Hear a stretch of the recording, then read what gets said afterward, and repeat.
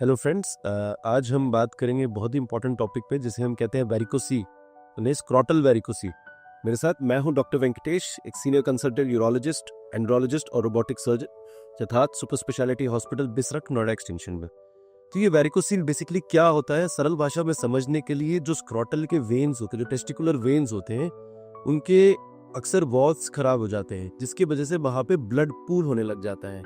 अगर आप ये नॉर्मल एनाटॉमी समझेंगे तो टेस्टिस जो होती है हमारी शरीर के बाहर होती है, क्योंकि उसका टेम्परेचर बॉडी से 1 या 2 डिग्री कम होना चाहिए ताकि टेस्टिस का टेम्परेचर कम रहे और हेल्दी स्पर्म्स प्रोड्यूस हो, और टेस्टोस्टेरोन प्रोड्यूस करता है, ये भी एक इंपॉर्टेंट फंक्शन है।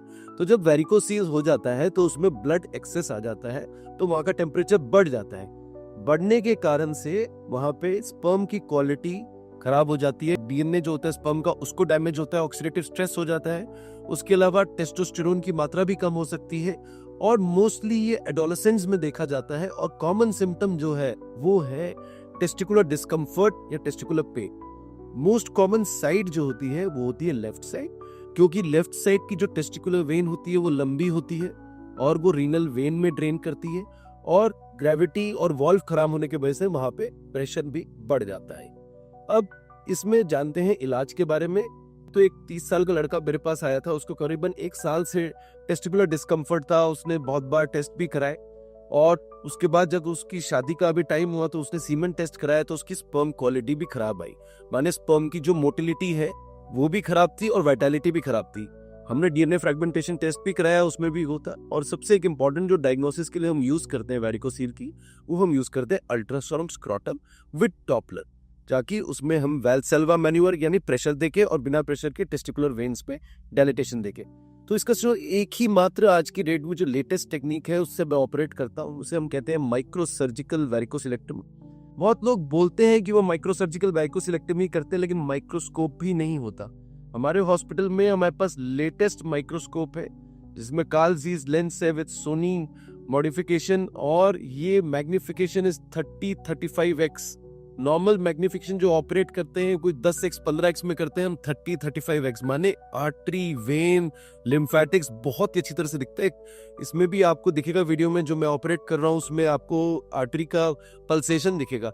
तो सबसे इंपॉर्टेंट चीज है, उसमें सब इन्वाइनल इंसिजन देते माइक्रोस्कोप के थोड़ा करते हैं। आप देखोगे कि पोस्ट सर्जरी स्कार मार्क भी बिल्कुल नहीं, और हार्डली 1 सेंटीमीटर 1.5 सेंटीमीटर का इंसिजन देता हूँ। इसमें हम वेन्स को लाइगेट कर देते हैं। आर्टरी को प्रिजर्व करना टेस्टिस की ब्लड सप्लाई के लिए बहुत ही इंपॉर्टेंट है। लिम्फेटिक्स भी प्रिजर्व करना चाहिए, नहीं तो वहां पे हाइड्रोसील डेवलप होता है। तो ये लेटेस्ट टेक्निक मैं आपको दिखाना चाह रहा था। इसमें 1 डे का स्टे रहता है हॉस्पिटल में, कभी कभी हम डे केयर में भी कर सकते हैं इस प्रोसीजर को, और इसके बाद कोई डिस्कम्फर्ट नहीं रहता, कोई ऐसा प्रिकॉशंस नहीं रहते हैं जिससे आपको कोई बहुत तकलीफ हो। हम कभी कभी एडवाइस करते हैं कि पोस्ट सर्जरी स्क्रॉटल सपोर्टर पहना जाए, जो अराउंड अ मंथ पहनना चाहिए।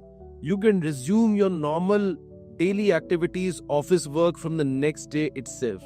सो microsurgical varicocelectomy is the treatment of choice for varicosis. किनको कराना चाहिए? ग्रेड 2 बाइलेटरल वेरिकोसील हो, ग्रेड 3, ग्रेड 4 एक तरफ वेरिकोसील हो, आपके सीमन पैरामीटर्स डिस्टर्ब्ड आ रहे हैं, स्पर्म डीएनए फ्रैगमेंटेशन टेस्ट में खराब आ रहा है, और आपको 4 या 6 महीने से परसिस्टेंट डिस्कम्फर्ट है अपने टेस्टिकल एरिया में, स्क्रॉटल एरिया में। So these are some of the common indications for operating microsurgical varicocelectomy. अगर आप पे कोई क्वेश्चंस है या डाउट्स है इस प्रोसीजर को लेके, तो आप कमेंट सेक्शन में लिखें। Me and my team will definitely try and answer it. Thank you.